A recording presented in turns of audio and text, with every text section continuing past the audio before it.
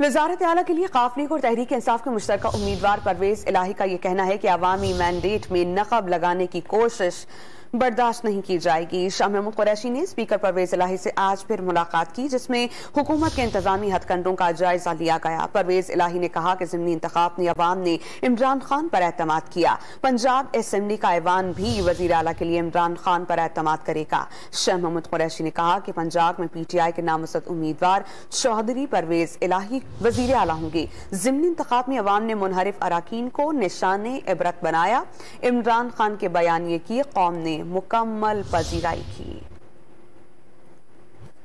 वज़ारत आला के लिए क़ाफ लीग और तहरीक इंसाफ के मुश्तरका उम्मीदवार परवेज इलाही का ये कहना है कि अवामी मैंडेट में नक़ब लगाने की कोशिश बर्दाश्त नहीं की जाएगी। शाह महमूद कुरैशी ने स्पीकर परवेज इलाही से आज फिर मुलाकात की, जिसमें हुकूमत के इंतजामी हथकंडों का जायजा लिया गया। परवेज इलाही ने कहा कि ज़िमनी इंतखाब में अवाम ने इमरान खान पर एतमाद किया।